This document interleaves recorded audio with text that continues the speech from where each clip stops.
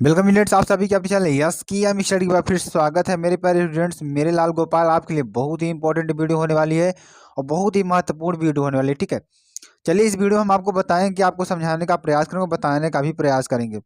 जो भी चीज़ें रहेंगी आपके सामने रहेंगी और अच्छी तरीके से आपको बेहतर तरीके से हम समझाने का प्रयास करेंगे। ठीक है, जो आपके लिए चीज़ें लाए हैं बहुत ही इंपॉर्टेंट है, ये एग्जाम के लिए आपके बूस्टर का काम करेंगे और आपके एग्जाम में बहुत ही इंपॉर्टेंट रोल अदा करेंगी।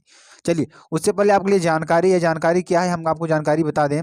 चलिए नंबर फर्स्ट पर आप क्या है, यस्कीएम स्टडी। ठीक है, यस्कीएम स्टडी जो आपका यूट्यूब का चैनल है, ठीक है, यहाँ से आपको क्लासेस चलाई जाएंगी। ठीक है, दूसरे नंबर पर आपको दिया जा रहा है एसकेएम स्टडी टेलीग्राम चैनल है, वहाँ पे जा करके इसी नाम से क्या है, टेलीग्राम चैनल भी हमारा है। तो वहाँ पे जा करके जो पीडीएफ से आप पा सकते हैं। उसके असर से महत्वपूर्ण सूचना तीसरे नंबर पर आपका क्या आता है, एसकेएम एसकेएम स्टडी, ठीक है, क्लासेस, skmstudyclasses.com। अब आपके लिए वेबसाइट बना दिया गया है, तो इस वेबसाइट पर जाकर के अपनी पूरी पीडीएफ्स को डाउनलोड कर सकते हैं, प्लस पढ़ भी सकते हैं। तो मेरे प्यारे फ्रेंड देखिए क्या है कि आपके लिए देखिए बहुत ही इंपॉर्टेंट चीज़ क्या है कि आपको जहाँ पर सारी चीज़ें मिलेंगी आप वहीं पर जाएंगे। अगर हम कह रहे हैं कि आपको एसकेएम स्टडी में सारी चीज़ें मिल रही हैं, पीडीएफ से लेकर क्लासेस से लेकर सारे रिवीजन से लेकर सारी चीज़ें आपको अगर यहाँ मिलती हैं, तो आप कहीं को जाने की ज़रूरत नहीं है। ठीक है, चलिए एसकेएम स्टडी ऐप भी आपके लिए बनवा दिया गया है, वहाँ भी आपको क्लासेस चलवाई जा रही हैं, बहुत ही इंपॉर्टेंट है। ठीक है, तो ये सारी चीज़ें आपको सिर्फ एक ही प्लेटफॉर्म पर मिलेगा, बस आप हमारे साथ जुड़िए और अच्छे से अपनी पढ़ाई को कंटिन्यू करिए। तो मेरे प्यारे फ्रेंड्स आपको क्या करना है, ज़्यादा चैनल को शेयर करना है, लाइक करना है और कमेंट करना है। और इन सभी चैनल्स को आपको तुरंत ही सब्सक्राइब कर लेना है और इस पे विजिट करके आप अपनी पढ़ाई को इम्प्रूव कर सकते हैं। और ये सब आपको कहाँ मिलेंगे, लिंक डिस्क्रिप्शन में आपको दे दिया गया है। डिस्क्रिप्शन में आपको लिंक दिया जाएगा, टाइटल के नीचे एक बगल में एक छोटा सा तीर बना रहता है, उस तीर को क्लिक करेंगे तो नीचे आपको डिस्क्रिप्शन मिलेगा, जहाँ पर आपको वीडियो के बारे में बताया गया होगा और उसमें महत्वपूर्ण लिंक्स आपको दी गई होंगी। ठीक है, वहाँ पर ये सारी चीज़ों को जाके वहाँ पे डाउनलोड कर सकते हैं और जो ऐप है ऐप को भी डाउनलोड कर सकते हैं, वहाँ पे अपने आप को विजिट कर सकते हैं, लॉगिन कर सकते हैं, वहाँ से सारी पीडीएफ आपको मिल जाएंगी।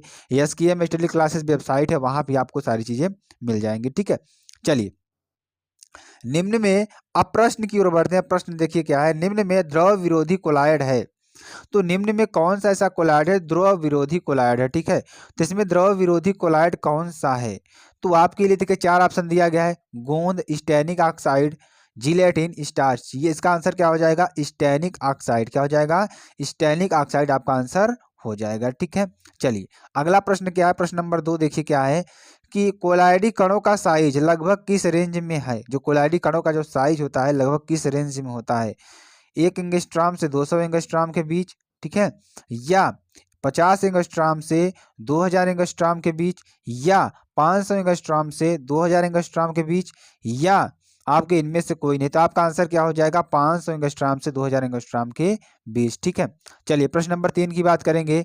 जब वायु परिक्षेपण माध्यम में होती है तो बना हुआ शॉल कहलाता है। यानी जो वायु है हमारी अगर परिक्षेपण माध्यम में होती है तो बना हुआ शॉल क्या कहलाता है, तो बना हुआ शॉल हमारा क्या कहलाएगा, एल्कोशॉल, हाइड्रोशॉल, बेंजोशॉल या एरोशॉल।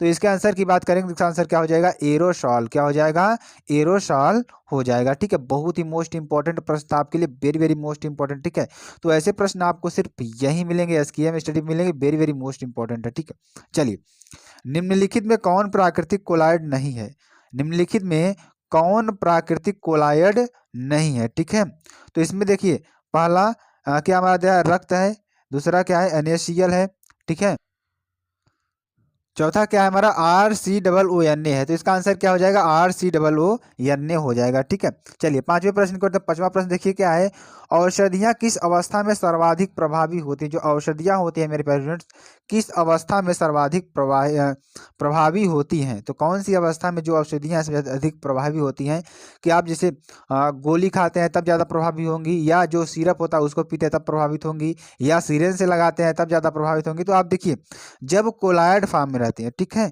कोलॉइड मतलब जब वे लिक्विड अवस्था में होती है, जब ज़्यादा प्रभावी होती हैं। अगर आप जैसे दवा खाते हैं, गोली खाते हैं, तो पहले वो जाकर केला कोलॉइड फॉर्म में मिलता है, तब जाकर अपने ब्लड में सर्कुलेशन का कार्य करता है। उसी तरीके से अगर आप डायरेक्ट कोलॉइड देते हैं तो उसमें डायरेक्ट क्या होता है कि जो रक्त में दवाएं पहुंचकर अपना काम शुरू कर देती है, ठीक है। तो जो औषधियाँ होती हैं वो कोलॉइड अवस्था में क्या होती हैं, सर्वाधिक प्रभावी होती हैं, ठीक है। चलिए अब छठे प्रश्न की बात करते हैं। छठा प्रश्न देखिए, कोलाइडो को शुद्ध करने की विधि कौन सी है। तो कोलाइडो अगर शुद्ध करते हैं तो कोलाइडो को शुद्ध करने की विधि कौन सी होती है। तो आपकी देखिए बात क्या करेंगे, तो कोलाइडो को शुद्ध करने की विधि क्या होगी, अपोहन। अपोहन जो विधि होती है वो कोलाइडो को शुद्ध करने की विधि होती है, ठीक है। चलिए अब आगे हम आपको बताते हैं हैलोफार्म, ठीक है। अगला प्रश्न क्या है, हैलोफार्म किसके ट्राई हैलोजन व्युत्पन्न हैं। जो हैलोफार्म होते हैं किसके ट्राई हैलोजन व्युत्पन्न होते हैं, तो किसके होते हैं, मेथेन के होते हैं, ठीक है। मेथेन के व्युत्पन्न होते हैं। चलिए निम्नलिखित अभिक्रिया C6H6 + Cl2, अब ये सूर्य के प्रकाश में अगर क्रिया करेगी तो उसका उत्पाद क्या बनेगा, ठीक है। इसका उत्पाद क्या बनेगा, ये बहुत ही इंपॉर्टेंट है आपके लिए। चलिए इसका थोड़ा आपको बताते हैं, ठीक है।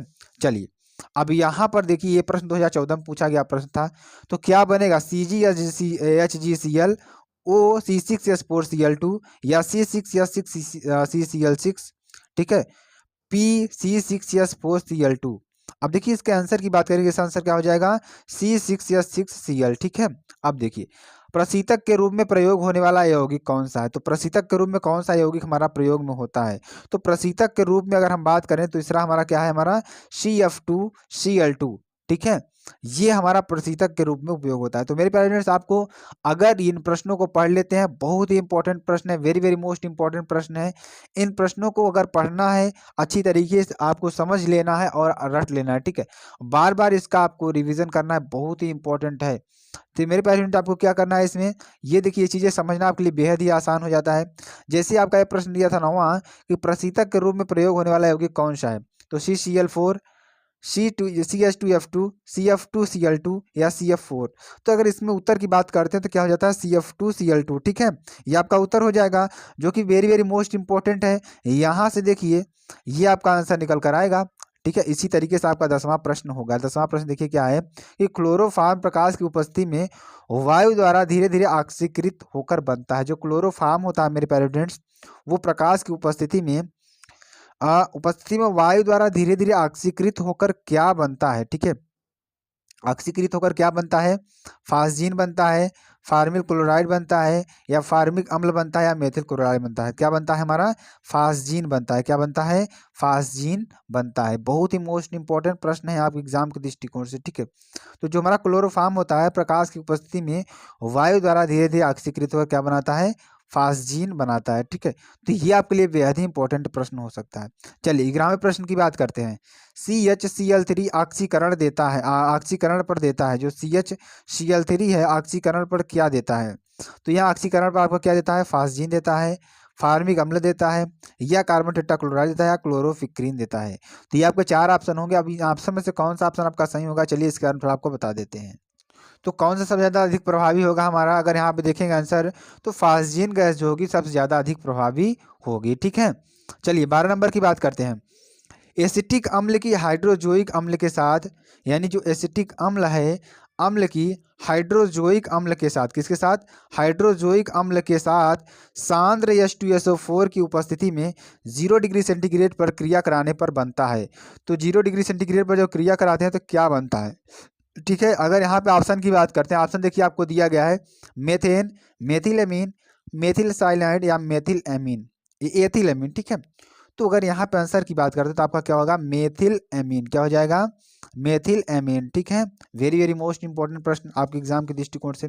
चलिए 13 नंबर प्रश्न की बात करते हैं।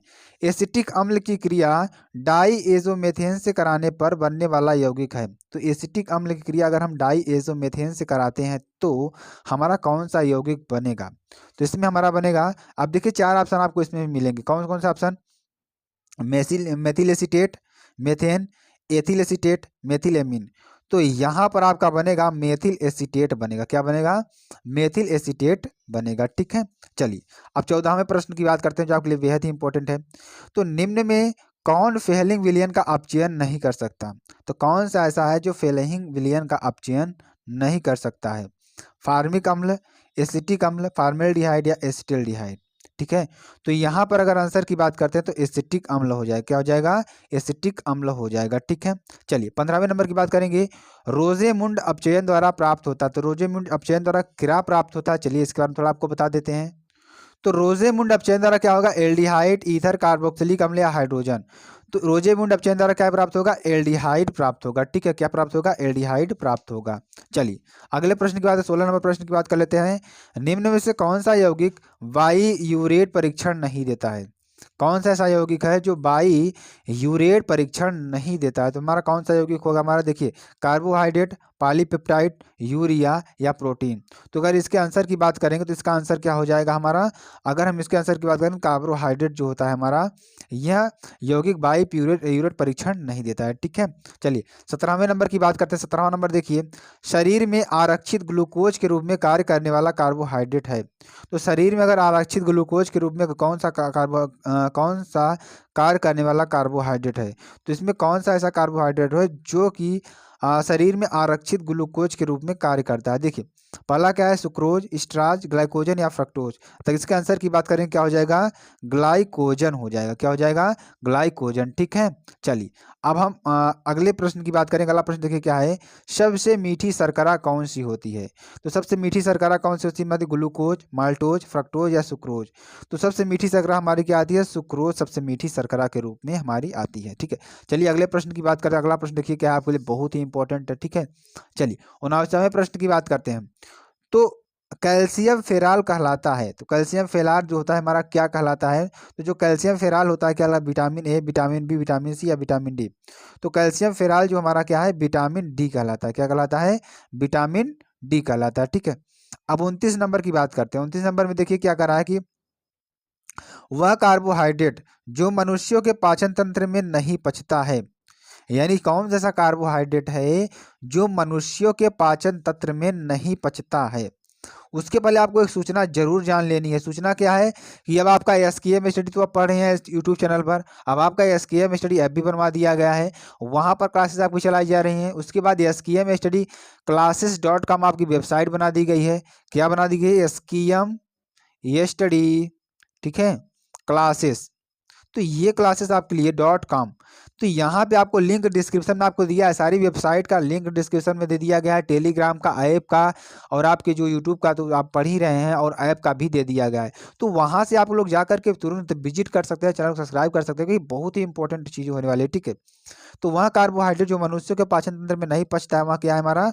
सेलुलोज होता है। इसमें देखिए 4 ऑप्शन आपको दिए गए थे, स्टार्च, ग्लाइकोजन, सेलुलोज या ग्लूकोज। तो यहाँ से अगर आंसर की बात करेंगे तो क्या हो जाएगा हमारा? सेलुलोज हो जाएगा। ठीक है, सेलुलोज हो जाएगा, जो वेरी वेरी मोस्ट इंपॉर्टेंट है। चलिए स्टूडेंट्स, आपको यहाँ प्रश्न कैसे लगे कमेंट सेक्शन में जरूर बता सकते हैं। फिर मिलते हैं नेक्स्ट वीडियो में नए टॉपिक के साथ, तब तक के लिए जय हिंद, जय भारत।